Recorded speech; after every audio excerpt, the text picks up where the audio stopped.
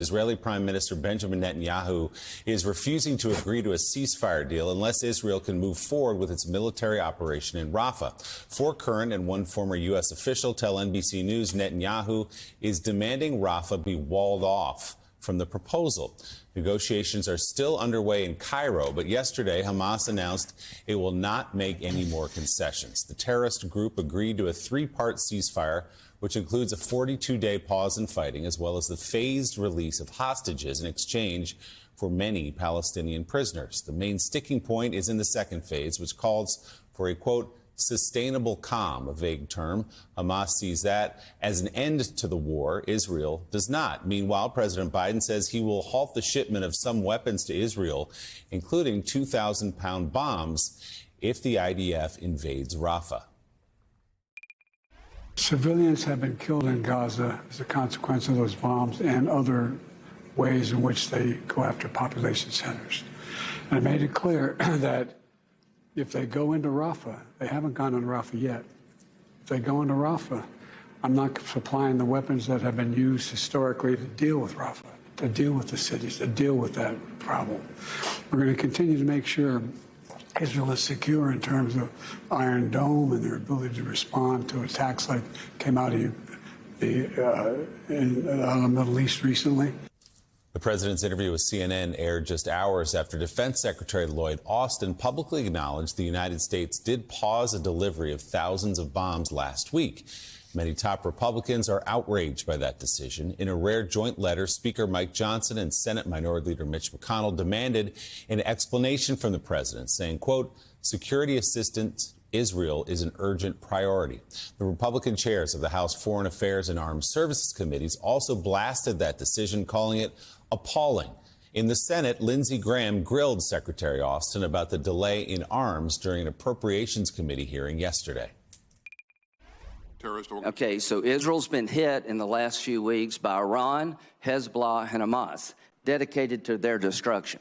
And you're telling me you're going to tell them how to fight the war and what they can and can't use when everybody around them wants to kill all the Jews?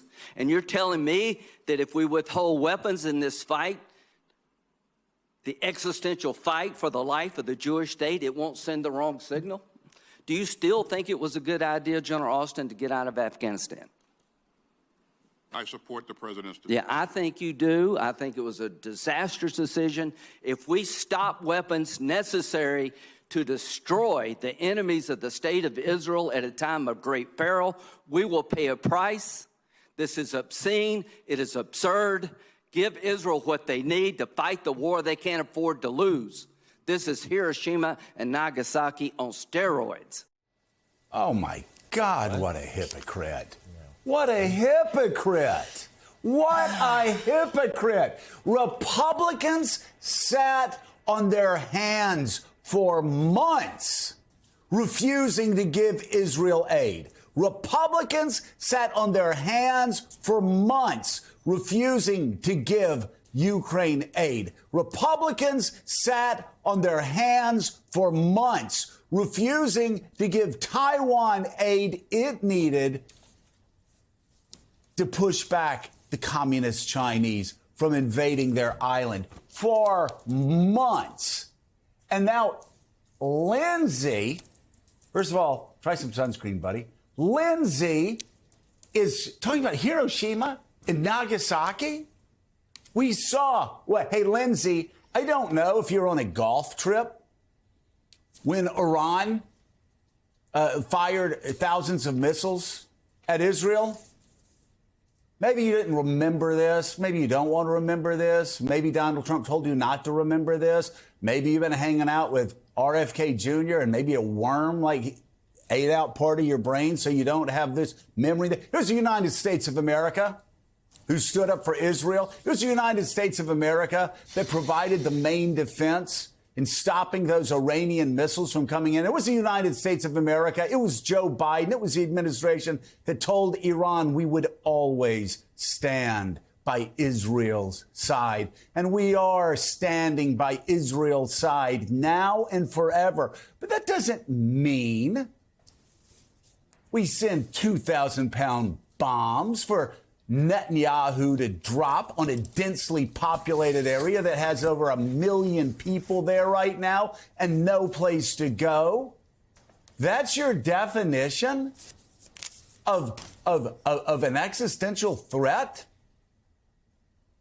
They're killing Hamas commanders as we speak without 2,000-pound bombs. They will kill and continue to kill Hamas commanders. Hamas isn't taking Gaza over again, and you know it. So stop lying. Stop lying. I know it's hard because Donald Trump wants you to say things like that.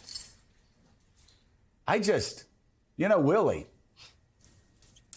if I'm going, I support Ukraine, and then Donald Trump says, don't support Ukraine, and his hound dog barks, don't support Ukraine, suddenly he goes, I don't support Ukraine no more.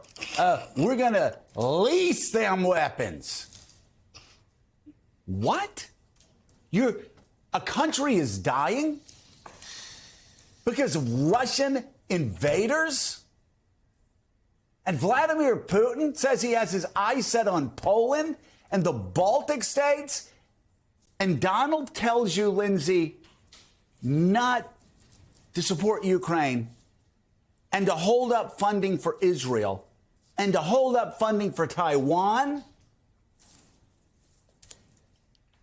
And you're providing lectures to the Secretary of Defense? What a joke. I don't know if you know this, but we have video, right? They create, okay, so they had film, and I don't know, Willie, maybe they created film in maybe the 1880s or something, and then that film at some point turned into videotape. I don't know when it was. Everybody was buying VHSs in the 70s. My dad decided he had a Betamax. He was okay, that tells you all you need to know. My dad played the long game, Lindsay.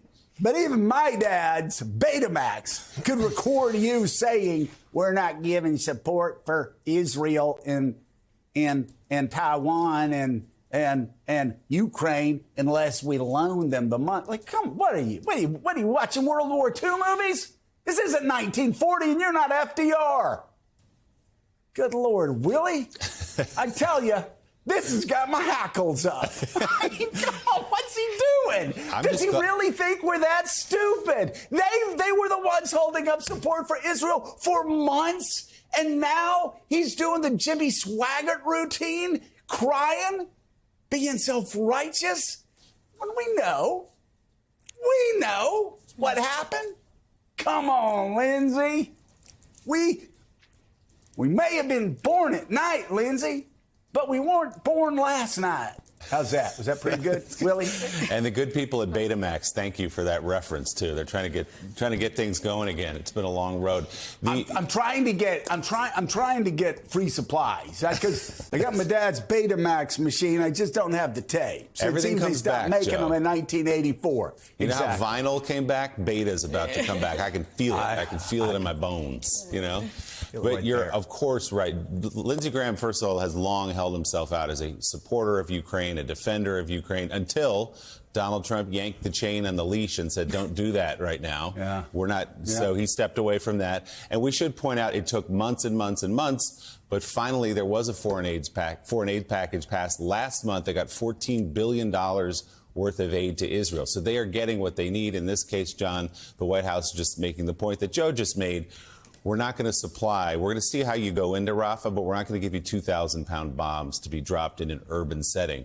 But the idea that the White House has cut off aid to Israel is preposterous and just objectively wrong. Right. So the president made that point clear. Just a few weeks ago, it was Americans not only sent weapons to Israel to defend itself against Iran's barrage of drone and rocket attacks, their Iron Dome. The U.S. continues to do that. And in fact, U.S. assets helped shoot down a lot of those rockets. They're defending Israel. The president this week in his Holocaust memorial speech made clear. He's like, we stand with Israel, but you can at times disagree with a friend. And they disagree right now with the plan to go into Rafah. The president in this interview said, look, there's been limited Israeli incursions into Rafah.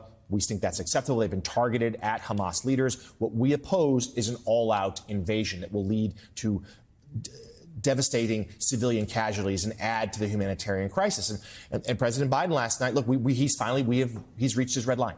He's like, we are not going to give you offensive weapons to go into to use in an invasion of Rafah, whether that's bombs or artillery or anything of the sort. And he acknowledged for the first time that, yes, undoubtedly, it has been some American weapons used by the Israeli military that's killed civilians in Gaza. And he's like, that's unacceptable. We do not want that to occur. So